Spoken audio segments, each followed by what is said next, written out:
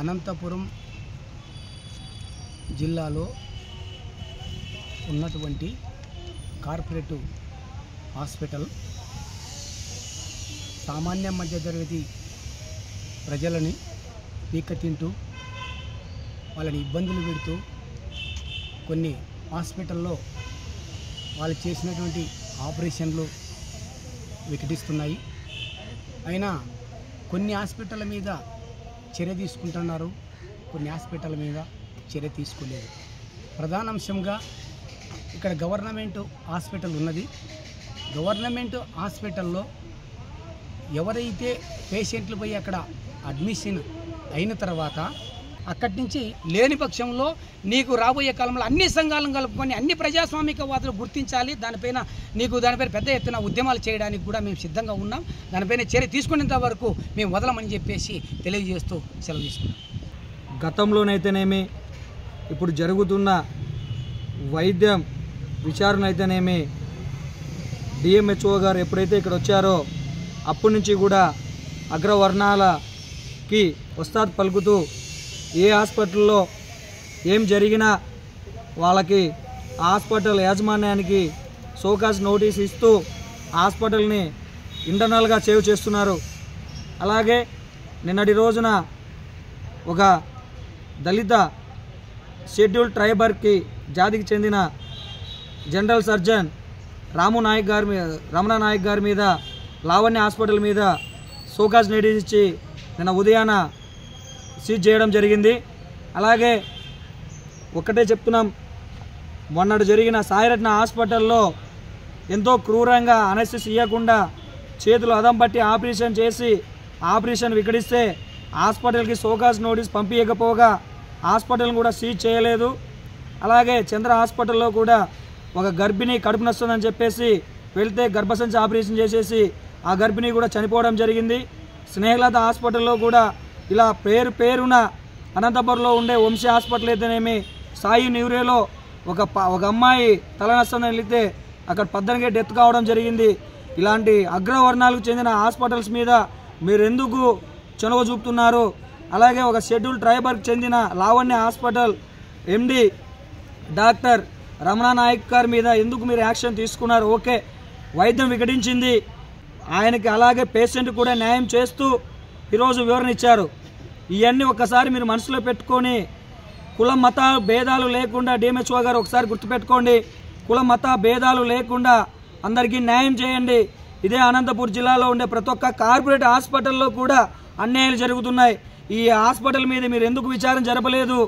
నిన్న రోజు హాస్పిటల్ మీద కూడా మీరు సీజ్ చేయడానికి ఎందుకు మీరు చనువు చూపుతున్నారంటే మీకు వెనక నుంచి ఏం బలం ఉందో ఒక్కసారి మాకు చెప్పండి. మేము కూడా ఒక దళితులకు సంబంధించి హాస్పిటల్ ఏమున్నాయి మేము కూడా మూసేపించుకుంటాం. మేడం, ఇది కుల వీక్షత మీరు చూపించొద్దండి.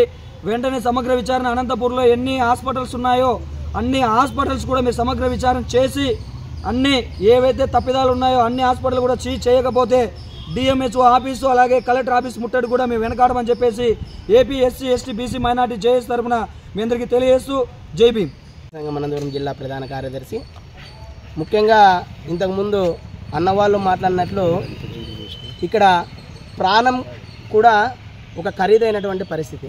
అంటే విద్యార్థులు కూడా లాస్ట్ టైం ఒక విద్యార్థిని శ్రీనివాస్ న్యూరో కేర్లో చనిపోయిన ఆ హాస్పిటల్ మీద ఎటువంటి చర్యలు తీసుకోలేదు. పేషెంట్కి న్యాయం జరిగింది అంటే అంతో ఇంతో వాళ్ళు అడిగారు, ఆ అమ్మాయి చనిపోయింది, డబ్బులు ఇచ్చారు, మేము కాదనలేదు. నిన్న లావణ్య హాస్పిటల్ మీద ముగ్గురితో ఏదైతే మీరు జడ్జ్ చేశారో ఆ తదుపరి విచారణ చేసి సీజ్ చేశారో ఇదే మాదిరిగా మిగతా హాస్పిటల్స్ మీద ఎందుకు చేయలేదని మేము అడుగుతా ఉన్నాం. మీరు సీజ్ చేశారు మంచిదే, మిగతా హాస్పిటల్ను కూడా అదే విధంగా సీజ్ చేయడంలో మీరు ఎందుకు భయపడుతున్నారు? అంటే డిఎంహెచ్ఓ గారు అగ్రకులాలకి తొత్తుగా వ్యవహరిస్తున్నటువంటి పరిస్థితి. ఈ విషయాన్ని మనం అందరం ఒకసారి స్పష్టంగా అర్థం చేసుకోవాలి. ముఖ్యంగా కలెక్టర్ గారు కూడా దీన్ని పూర్తి స్థాయిలో అర్థం చేసుకోవాలి. సవేరా హాస్పిటల్లో ప్రతి గంటకి ఒక పేషెంట్ చనిపోతున్నారు. అలాంటి హాస్పిటల్ మీద కావచ్చు, పెద్ద హాస్పిటల్ మీద కావచ్చు, ఎవ్వరూ ఎటువంటి చర్యలు తీసుకోకపోగా వాళ్ళకు ఒత్తాసు పలుకుతున్నటువంటి పరిస్థితి. ఈ విషయాన్ని మీరు ఒకసారి అర్థం చేసుకోవాలి. అంటే అగ్రకులంలో ఉన్నటువంటి వైద్యులు తప్పు చేస్తే ఒక రకమైనటువంటి నిర్ణయాలు తీసుకుంటారు, తక్కువ కులంలో ఉన్నటువంటి వైద్యులు తప్పు చేస్తే ఇంకో రకమైన నిర్ణయం తీసుకుంటారు. ఎవరైనా కానీ ఇక్కడ మనం ఒకటే అర్థం చేసుకోవాలి, అన్ని కులాలకి అన్ని మతాలకి సమానంగా మీరు ప్రయారిటీ ఇచ్చే విధంగానే డిఎంహెచ్ఓ హోదాలో కూర్చున్నారు.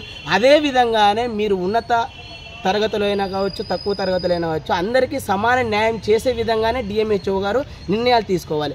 లేకపోతే ఖచ్చితంగా అంటేనో డిఎంహెచ్ఓ ఆఫీస్ని కలెక్టరేట్ మేము అన్ని సంఘాలతో కలుపుకొని, విద్యార్థి సంఘాలు కావచ్చు, కుల సంఘాలు కావచ్చు, మత సంఘాలు కావచ్చు, మిగిలిన అన్ని సంఘాలతో కలుపుకొని ఖచ్చితంగా అంటే డిఎంహెచ్ఓ ఆఫీస్ని ముట్టడి చేస్తామని తెలియజేస్తాం.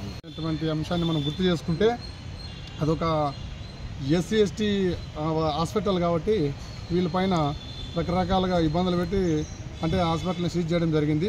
అదే అగ్రవర్ణాలు ఒక రెడ్డో ఒక కమ్మో అయితే గిన ఏ తప్పులు చేసినా కూడా ఎన్ని ఇబ్బందులు పెట్టినా కూడా కోట్ల రూపాయలు సొమ్ము చేసుకోవడానికి పేషెంట్లు ఎక్కడో నాలుమూల ప్రాంతాల నుంచి, జిల్లాలో మారుమూల ప్రాంతాల నుంచి వస్తే కూడా లక్షల రూపాయలు వసూలు చేస్తున్నారు.